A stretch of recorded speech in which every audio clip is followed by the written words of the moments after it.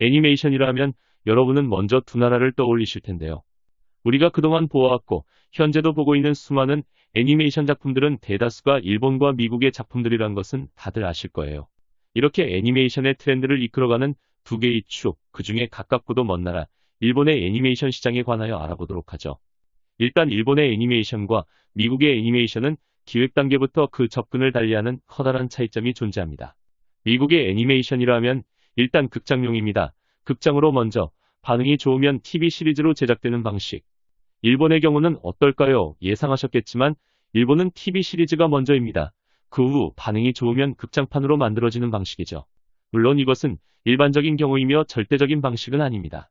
그 시장의 흐름을 어떠한 방식이 주도하고 있는지에 따른 문제인 것이죠.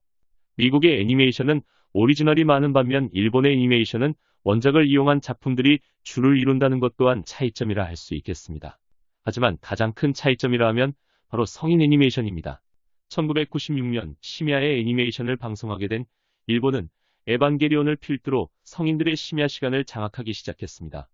일반적인 어린이, 가족 애니메이션의 경우 일본의 작품은 한국과 중국 정도의 시장에 국한될 수밖에 없는 반면 이러한 성인 대상 애니메이션은 헐리우드이 아직 손대지 않은 관계로 동서양을 막론한 일본의 독주가 되었죠.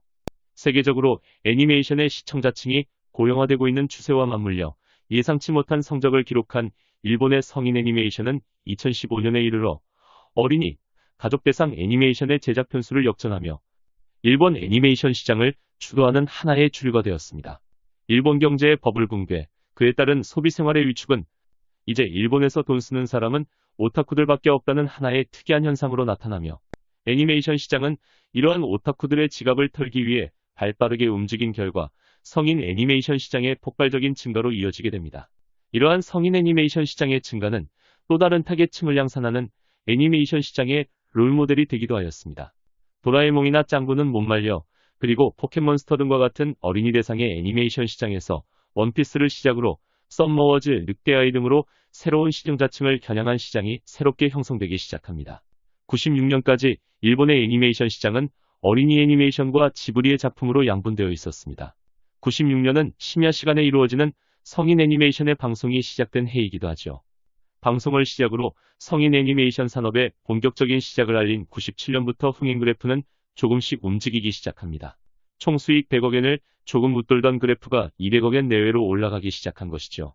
이때부터 일본 애니메이션 산업의 흥행지표는 200억엔으로 기준되어집니다. 2009년 그래프의 움직임에 엄청난 변화가 일어납니다. 개봉된 지브리의 작품이 없었음에도 300억엔 고지를 넘어선 것이죠.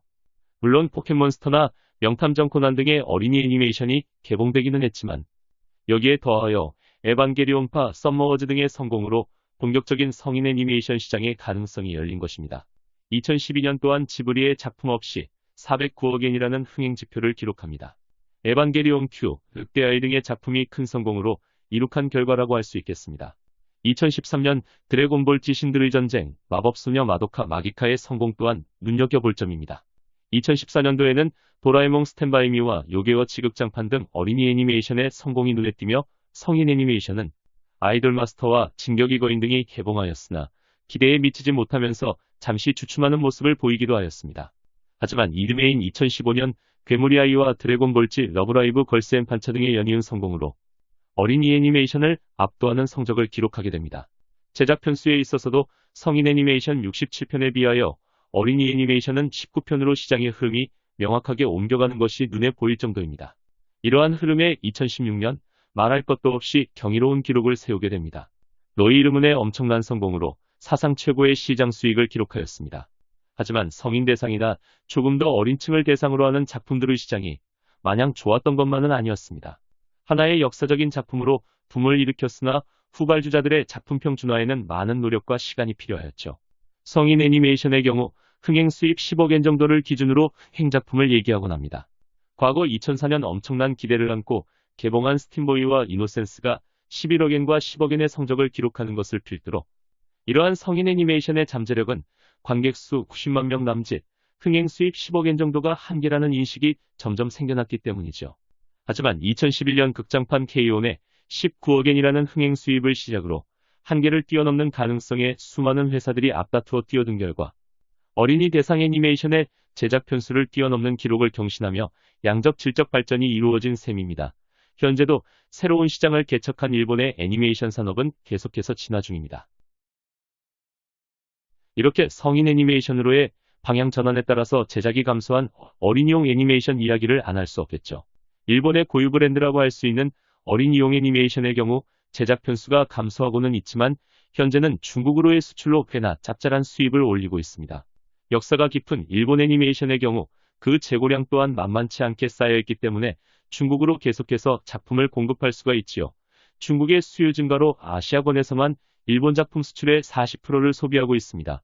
중국과 한국 그리고 대만을 필두로 태국, 필리핀, 베트남, 싱가포르 등으로 수출되고 있습니다. 서양 쪽으로의 수출은 아시아권에 비하면 그다지 수입이 좋은 편은 아닙니다. 하지만 90년대 말부터 2000년대 초까지 이어진 포켓몬스터의 등장으로 세계는 열광했고 그에 따른 해외 수출 실적도 급증하였습니다. 포켓몬의 세계적인 데이트로 해외에서는 제2의 포켓몬을 찾기 위해서 일본 애니메이션을 그야말로 광적으로 사들이기 시작한 것이었죠. 또 하나의 큰 이유는 일본의 애니메이션은 그 값이 매우 쌌거든요.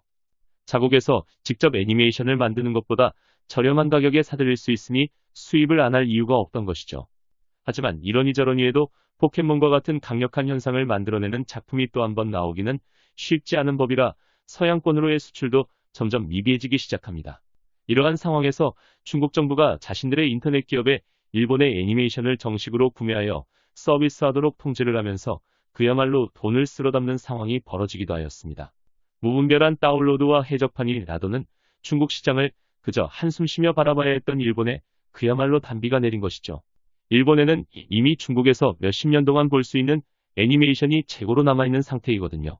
거의 무한리필이 가능할 정도입니다. 하지만 중국 체제의 변화는 언제든 생길 수 있고 일본은 헐리우드가 아니므로 국제적인 유통망 또한 없습니다. 요즘 새롭게 생겨나는 넷플릭스와 같은 신규 플랫폼 시장에 뛰어들기도 이미 늦었다고들 하죠. 그것은 신규 플랫폼에서 살아남으려면 그들에게 자신들의 시장 주도권을 넘겨줘야 한다는 말입니다. 많은 위험 요소를 안고 있지만 현재의 모습만 보자면 꽤나 성공적으로 임하고 있는 것 같습니다. 여기에 일본 애니메이션의 성장에 지대한 역할을 하고 있는 제작위원회의 존재 역시 빠뜨릴 수 없는 문제입니다. 일단 제작위원회라는 것은 TV 보급의 영향으로 인한 영화산업의 하락 속에서 나타났습니다. 60년대부터 일본의 영화산업은 하락하게 되는데 투자금을 유치하기 위해 영화업계 이외의 곳에까지 손을 벌리게 됩니다. 전력회사가 투자한 영화나 건설회사가 투자한 영화들이 개봉하며 제작위원회의 초석을 다지게 됩니다. 제작위원회를 쉽게 말해서 여러 개의 투자사가 모인 집단이라고 이해하시면 될 것 같습니다. 공동투자라고 할 수 있죠. 일본은 하나의 작품에 거금을 들여 최고의 퀄리티를 추구하는 스튜디오 지브리가 있는 반면 대부분의 제작사들은 TV 애니메이션을 중심으로 한 양산형들입니다. 그들은 작품이 히트칠 확률이 낮기 때문에 한 작품에 올인하는 것보다는 여러 작품에 나누어 투자하는 것을 선호하고 있죠. 여기서 짐작하시겠지만 제작위원회의 궁극적인 목적은 돈을 버는 것입니다. 작품의 방향성이나 완성도는 둘째이고 첫 번째가 수익인 것이죠. 그들은 안정적인 투자를 선호합니다. 이미 히트친 TV 시리즈를 해마다 극장판으로 만들어 재탕3탕 울고 먹는 것 또한 그들이 가장 선호하는 방식이죠. 혹자는 제작위원회가 존재하는 한 일본의 영화산업은 발전할 수 없다는 얘기를 할 정도입니다. 무조건 안정적인 수익을 추구하는 그들의 방식은 어떠한 새로운 영화도 나올 수 없게 만든다는 것이죠. 일본의 내수 시장이 아닌 국제적으로 그 작품성을 인정받는 영화들의 경우 이러한 제작위원회의 방식이 아닌 해외 투자로 제작된 영화들인 것이 심심치 않게 보이곤 합니다. 하지만 제작위원회로 인한 투자금의 안정적인 확보라는 문제에 있어서는 그 필요성이 분명해지기도 하죠. 일본의 경우 끊임없이 새로운 애니메이션 캐릭터들이 등장합니다. 일본의 만화 잡지를 아실 텐데요. 잡지 한 권에 여러 개의 작품을 실어 출판하는 식이죠. 만화를 원작으로 애니메이션을 제작하는 것이 주축인 만큼 만화 잡지 속에서 쏟아지는 새로운 캐릭터들을 애니메이션으로 옮기는 일에는 이러한 제작위원회의 원활한 투자 자금이 아주 필요해 보입니다. 미국의 경우 하나하나의 영향력이 크기는 하지만 새로운만을 놓고 보자면 마블 시리즈나 DC 코믹스의 캐릭터들로 대표될 뿐 새로운 작품, 새로운 캐릭터의 등장이 미비한 것은 사실입니다. 이렇듯 원활한 투자와 수출로 양적 성장을 하고 있는 일본의 어린이 애니메이션과 독주를 하고 있는 성인 애니메이션으로 대표되는 일본의 애니메이션 시장의 성장은 과연 어디까지일지 너의 이름은의 후속편을 한번 기대해보며 적어보았습니다. 감사합니다.